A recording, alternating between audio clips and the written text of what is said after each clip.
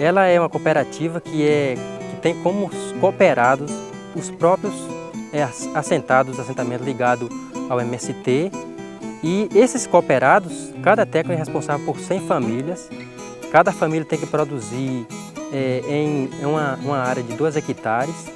Essa produtividade ela é vendida diretamente para a cooperativa. Nós damos a semente, assistência técnica e o agricultor nos vende o grão no preço de mercado, porque até um tempo atrás tinha muitos atravessadores. O agricultor não tinha um valor, não era bem valorizado. Nos grandes centros urbanos hoje, a gente tem pessoas passando fome, não tem o que comer, não tem onde morar. Então, se o governo vota uma política realmente voltada para a reforma agrária, que prioriza a reforma agrária, tem como trazer todo esse pessoal da cidade para o campo de volta, porque a sua origem é do campo.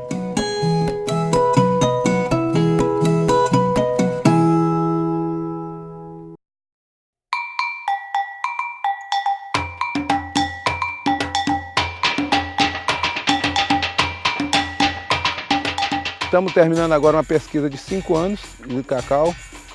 Estamos trabalhando essa ideia do cacau cabruca e nós estamos vendo uma perspectiva importante para nós já avançar no processo produtivo do assentamento e a consolidação do assentamento depois de 19 anos. O cacau cabruca é um cacau dentro de um sistema importante que é a conservação da Mata Atlântica.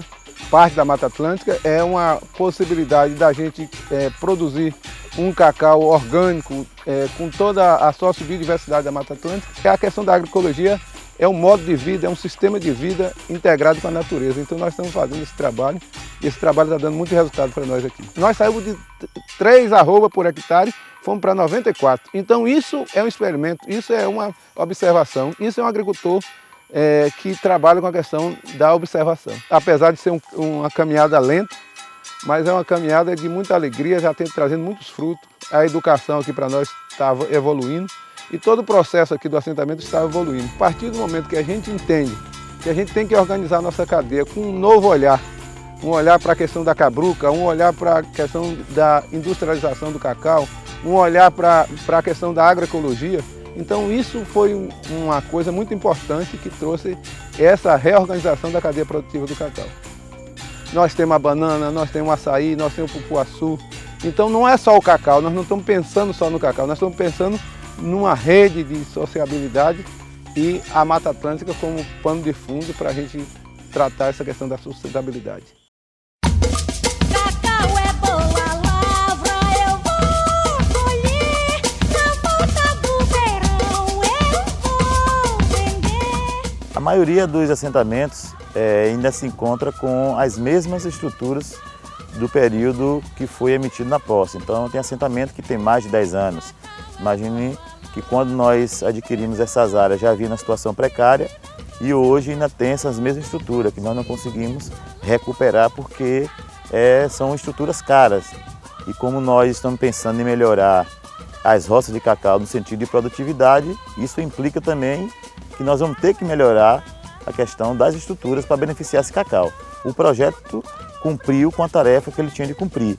Então agora para frente é nós, diante de tudo isso que nós já temos, procurar a forma de corrigir o que precisa ser corrigido dentro das áreas de reforma agrária nos assentamentos. Quando eu cheguei para aqui era uma área que, essa área toda que a gente vê aqui, essa beleza toda aqui que todo mundo chega hoje e admira, era um capim muito grande, plantado pelo fazendeiro, que nem ele mesmo tinha bicho para poder estar utilizando a questão do capim. E com grande dificuldade e força de vontade de puxar a enxada mesmo, sem pena e sem dó.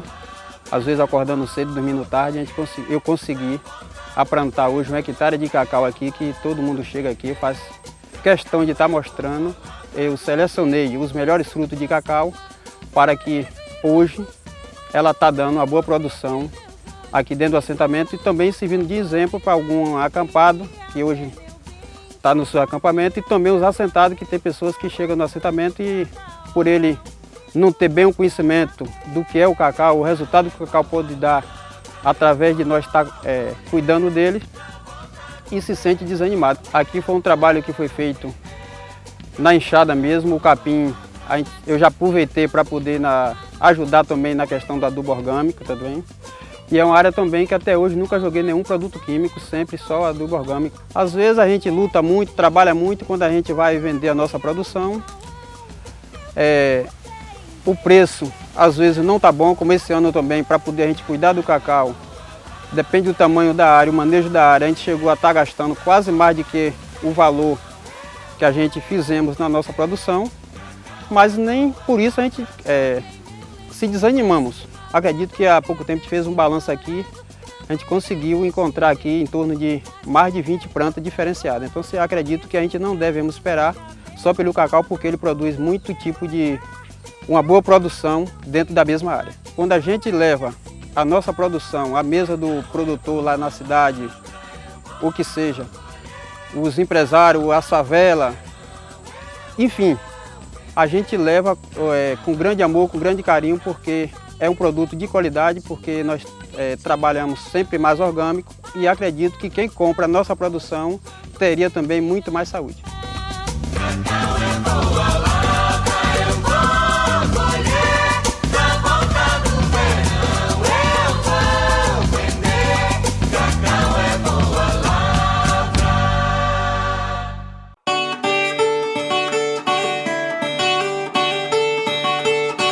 O que ficou de importante foi a compreensão que a gente teve como técnico, como agricultor, como dirigente do movimento, sobre o potencial que a rede produtiva do cacau tem aqui na regional. A quantidade de cacau plantado, o volume de cacau produzido, o volume comercializado, o volume de renda que se pode ter e o volume de renda que se tem hoje em dia e que se pode ter com a melhoria da condição do funcionamento dessa rede. A dificuldade que está tendo é um incentivo para que eles apliquem as técnicas que já sabem. Com isso, a gente está buscando parcerias na região. Então, a nossa intenção é conseguir incentivar com que o povo junte o seu cacau e venda no momento mais oportuno, com preço melhor, com uma condição melhor de venda, do que pratica hoje.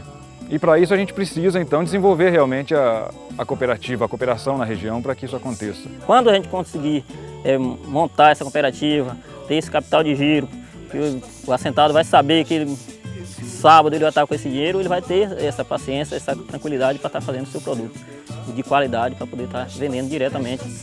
Talvez não aumenta, mas vendendo já cacau fino, vendendo cacau organizado, direto para poder fazer o seu chocolate. A rede produtiva do cacau aqui no Litoral Sul, ela vem se desenvolvendo a partir dessas experiências, e conseguimos alavancar dentro dos assentamentos novo manejo com a cacauicultura e trazendo assim nova sustentabilidade para a família. E a gente tem sempre que acreditar no nosso potencial. Eu acho que isso é um fator importante. Nós passamos as dificuldades todas dentro dos assentamentos, nos acampamentos, mas eu acredito que a reforma agrária ainda é o lugar do trabalhador, do pequeno, das pessoas que vêm sofrendo nas periferias, vêm passando dificuldade. Eu acredito que a reforma agrária ainda é um local adequado para que nós possamos sonhar e fazer esse sonho se tornar realidade.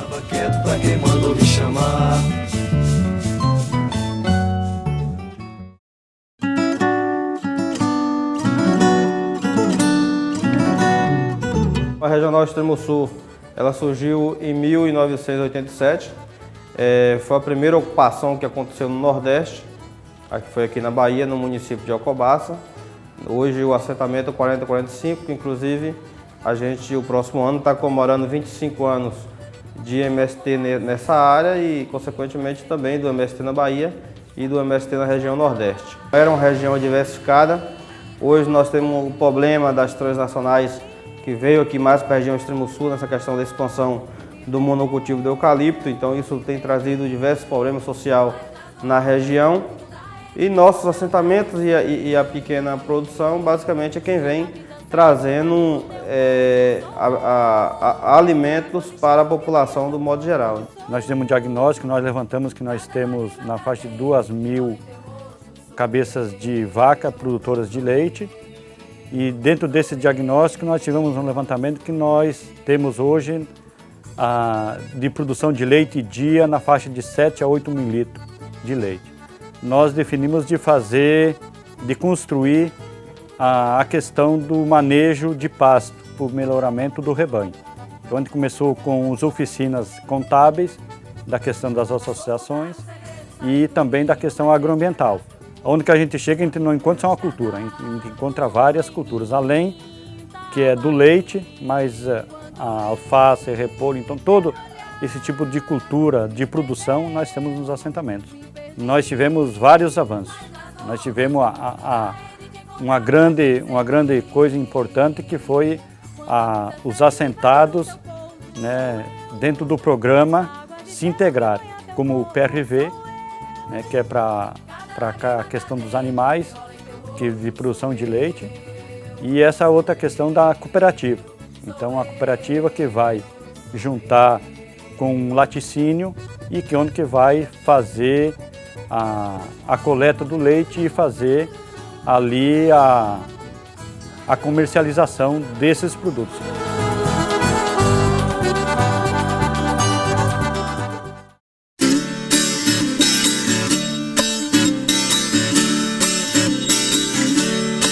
Nós temos aqui 24 mulheres que elas trabalham em grupo. Se divide para estar molhando, né? 4 por dia que molha. E assim o processo dá andamento. Nós temos uma dificuldade aqui da água, porque nós temos poço ali, usamos água que nós usamos para beber, nós usamos ali, nós pretendemos produzir mais, que nós estamos abastecendo Guaratinga e Itabela, mas nós queremos mais. Nós estamos querendo levar para Eunápolis e outros lugares se for preciso. Aqui nós não usamos nada de agrotóxico, nós não... para matar o mato, igual o pessoal bate veneno para matar mato, nós não aceitamos. Nós aprendemos no curso que o próprio mato é adubo para a própria terra. O conselho que eu dou é que compre só coisa orgânica, que larga de estar se matando com sua própria mão, né? Porque a gente sabe, tem que entender da onde é que nós estamos comendo os nossos alimentos.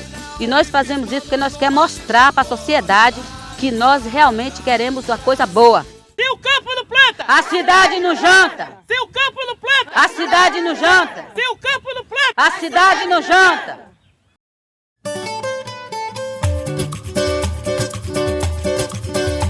A questão da fecularia é uma das políticas públicas que veio para ajudar o produtor rural. A gente está em processo de construção ainda, mas é um programa feito que a gente vai englobalizar ela na cadeia produtiva, onde vamos produzir todo o derivado da mandioca. O biscoito de polvilho, a farinha de tapioca, a goma, a puba. A gente no início começou a tirar leite aqui no sistema convencional. Depois a gente percebeu que não dava para a gente produzir leite e produzir na agricultura orgânica também. Então, através da tecnologia da Embrapa, a gente iniciou aqui com mais ou menos uma meia hectare da cultivar decumbes. Então a gente implantou a princípio essa meia hectare e depois a gente fez uma hectare já com uma outra cultivar diferente, que é a braquiária brisanta.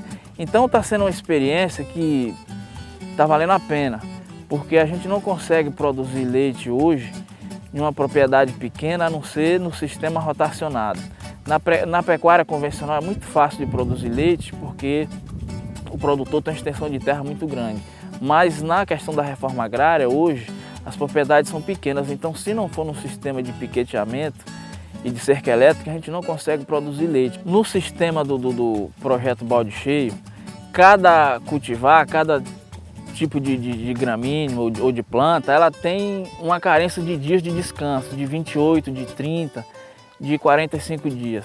Então, nesse sistema aí, do projeto Balde Cheio, a vaca ela entra no piquete às 5 horas às 17 horas e fica 24 horas no piquete e sai no outro dia às 17 horas. Mas hoje, no sistema de PRV, que é o sistema da nossa cooperativa que a gente está montando, já é um sistema diferente.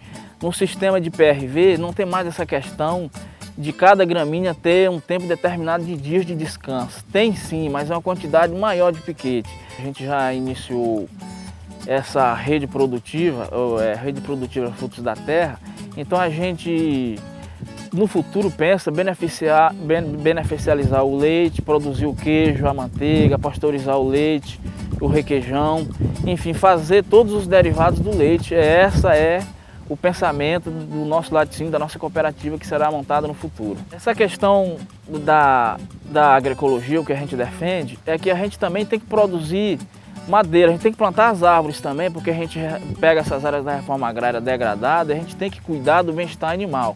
Então a gente plantou aí mais ou menos umas 300 mudas, então tem pau-brasil, tem ipê, tem cedro, tem boleira, tem pau-ferro, tem flamboyant. Então são vários tipos de árvore que a gente já plantamos e vamos plantar muito mais. É uma experiência que está sendo válida, a gente está aprendendo também, a gente nunca tem que achar que a gente é o dono da verdade, que sabe tudo. A gente tem que procurar sempre aprender e acreditar que vale a pena sim a reforma agrária. Há 2 anos a gente já produz aqui alguns produtos que a gente entrega para o PNAE, que é o Programa Nacional de Alimentação Escolar. Então a gente produz desde a farinha, que é produzida, até beiju, bolo, biscoito, que é entregue para a merenda escolar. Então, o primeiro problema é com a questão da estrutura para a gente fazer o produto industrializado. Porque o programa, para nós, é um programa novo, nós estamos começando, como a gente não tem recurso suficiente para montar essa estrutura, a gente vai criando essas estruturas de acordo às necessidades. O que a gente produz para a gente comer, a gente produz para vender. Primeira questão ecológica. Segundo é que para nós é importante, quando lá na escola estadual tem um produto que é feito nos assentamentos para os meninos que moram na cidade comer, então isso é importante. E eu acho que a renda familiar também da família, para a sobrevivência das famílias dentro da cidade, além da roça, além de você produzir lá na roça, essa é uma outra renda que as famílias podem também no decorrer do tempo ir tendo essa oportunidade. Eu acho que é importante que esse debate, inclusive da questão da industrialização, do PNAE, é importante que as famílias elas façam, o movimento junto com as famílias assentadas, eles façam esse debate que é importante para o crescimento do assentamento e também a gente que é assentado e a mídia como um todo, eles têm uma referência muito ruim do MST e da reforma agrária. Eu acho que se a gente conseguir mostrar ter uma outra visão, as pessoas terem outra visão dos assentamentos a partir da produção, isso é importante para nós do MST. A gente tem que focar sempre essa necessidade de que os trabalhadores rurais, que a reforma agrária, que a agricultura familiar precisa sempre estar organizado para poder, de fato, dar resposta para a sociedade, que é o objetivo principal dos assentamentos, é mostrar que a reforma agrária é uma viabilidade para a vida das famílias que não têm como se sustentar.